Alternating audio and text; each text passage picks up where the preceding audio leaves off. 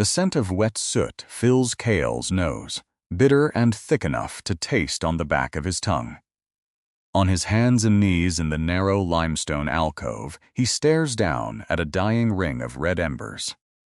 The cave walls compress around him, cold rock pressing against his hunched shoulders, while outside, a freezing gale howls across the valley, sealing the cave mouth shut with ice. Kael is a young adult hunter, pushed off the ridge by a sudden late-season freeze that turned the mountain into a wall of white.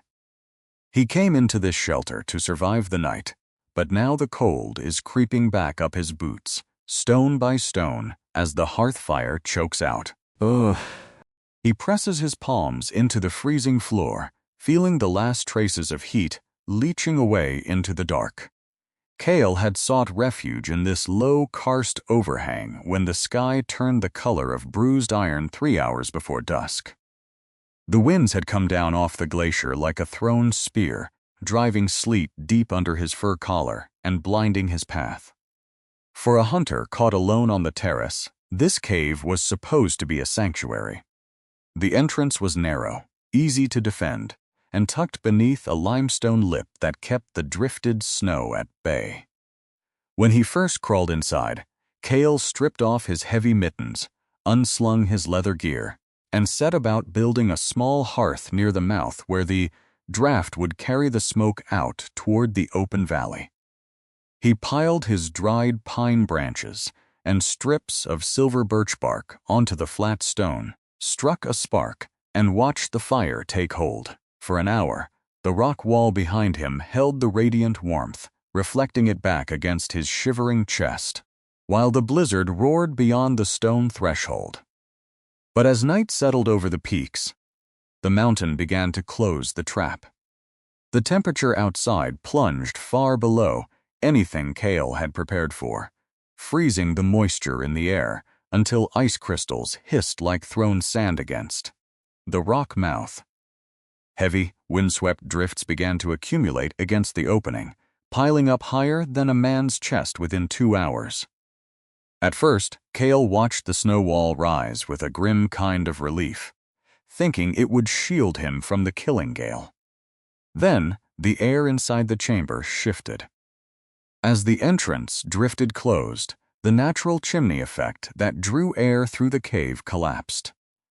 The howling wind outside began forcing cold, heavy air downward through invisible cracks in the karst roof, reversing the airflow entirely. Thick, greasy smoke from his hearth suddenly stopped venting toward the daylight gap and surged backward, swirling into the front chamber in suffocating clouds. Kael bent low, coughing into his sleeve, his eyes stinging and streaming with tears as the air grew thin and heavy with carbon. He realized he could not stay near the mouth without smothering. Driven by the choking haze, Kael was forced to drag his gear backward, crawling deeper into the dark rear passageway of the cavern. Here, the stone ceiling dipped sharply, forcing him down onto his stomach. The air was slightly clearer near the floor, but the temperature plummeted as he moved away from the entrance. The cramped rear alcove was cold as a tomb, the limestone walls slick with ancient condensation that glittered under the weak orange light of his struggling fire. Worse, as he squeezed his frame into the tight recess, the snow draft outside gave one final, massive heave, slamming a thick wall of frozen ice across the remaining gap at the entrance. The roar of the blizzard muted into a muffled, heavy thud. Kael sat doubled over in the cramped darkness, his knees pulled tight to his chest, listening to the absolute silence of the buried entry. He was sealed beneath the mountain.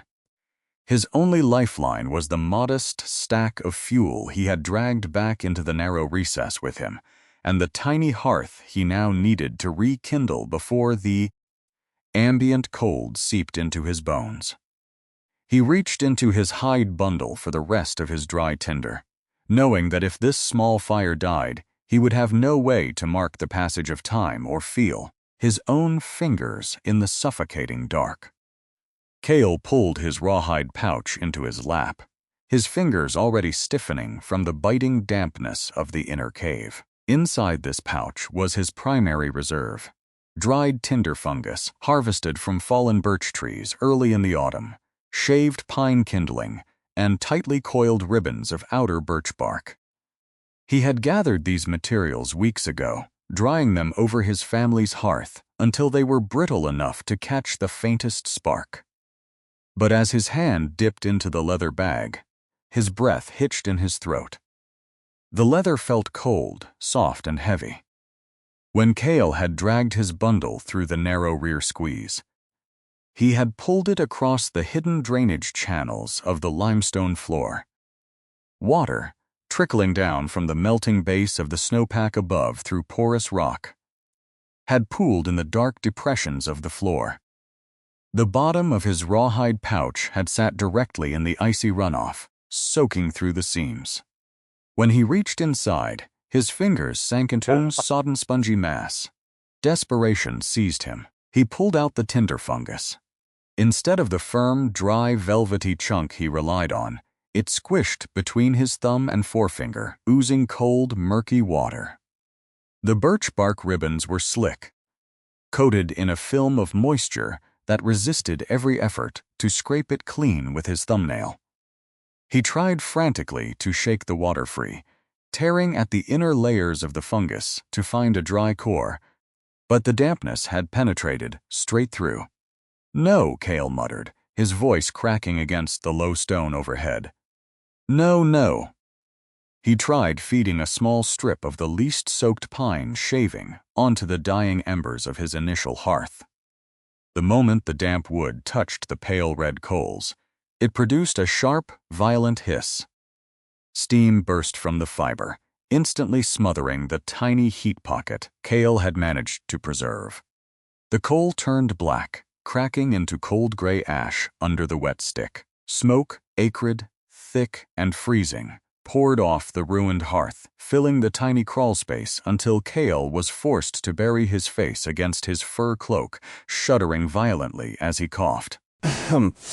In the dark. He tried again, scraping at the underside of his wooden spear shaft to produce dry shavings, but his hands were trembling so badly that the stone blade kept slipping off the hardened ash wood, gouging his thumb. The cold was moving in rapidly now. Without radiant heat from the fire, the sub-zero rock seemed to draw the warmth directly out of his spine. His toes were losing sensation inside his boot liners.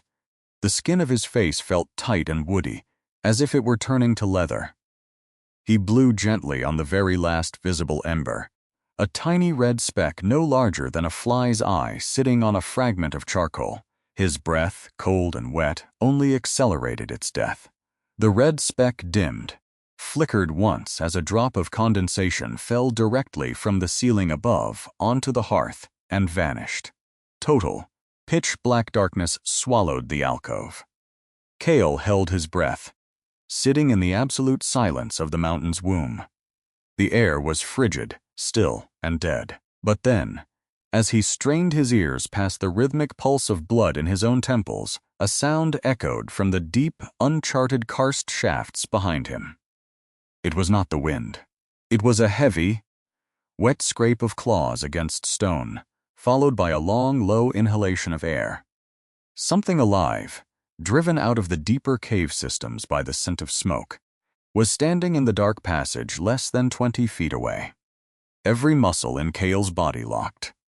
The dark around him was complete, a heavy, weightless vacuum where he could not see his own hand held an inch from his nose. In that utter absence of light, his other senses sharpened to a painful point. He smelled it first, a thick, rank stench that hit his throat like spoiled grease and old bone, the foul odor of a scavenger that lived in the dark spaces of the earth. It was a cave hyena. Kael could hear the clicking of its massive, thick-set claws against the damp limestone floor as it advanced inch by inch through the narrow crawlspace. Each step was accompanied by the sound of heavy bone rubbing against stone, the sheer mass of the beast crowding the narrow tunnel. It did not move with the silent fluidity of a mountain cat. It moved with a dense, muscular heaviness that vibrated faintly through the rock under Kael's thighs. He could hear its breath, short, hot rasps that pushed warm, sour air into the freezing draft of the alcove. In the cramped space, Kael could not stand up. The ceiling was so low, his head brushed the jagged rock if he raised his torso.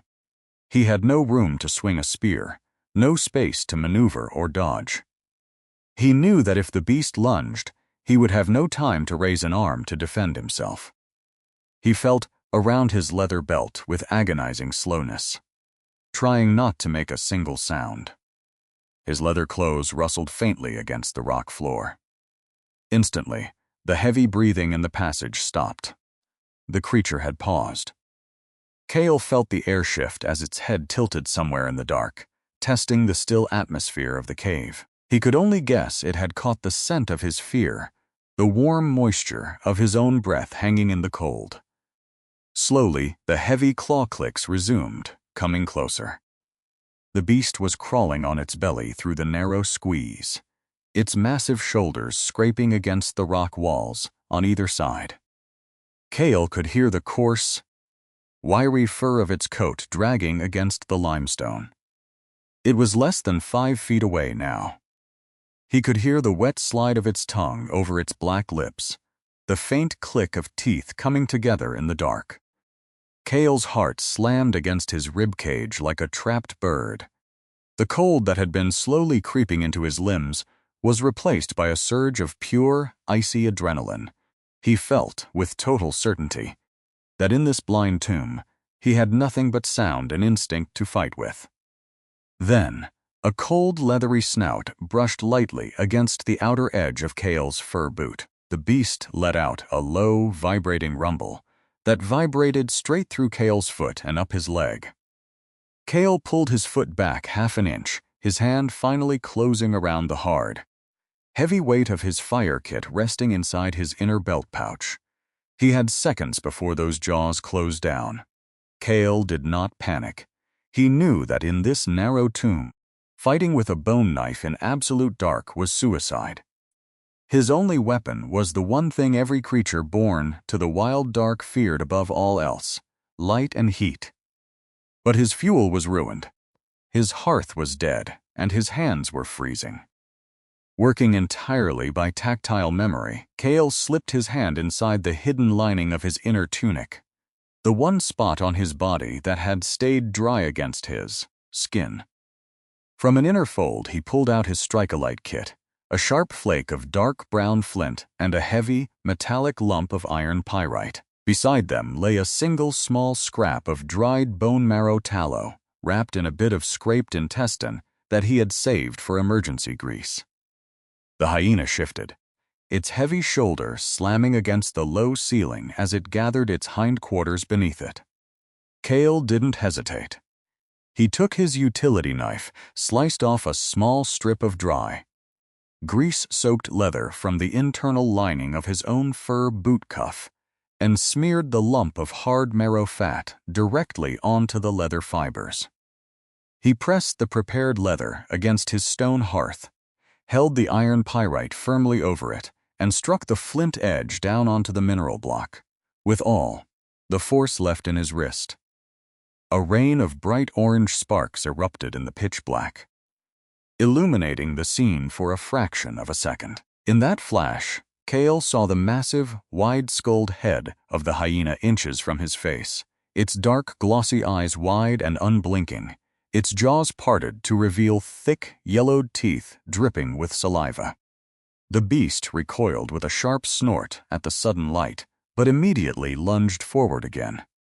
Kael struck a second time, harder, scraping the flint across the pyrite block until a thick shower of molten sparks caught the edge of the tallow-soaked boot leather.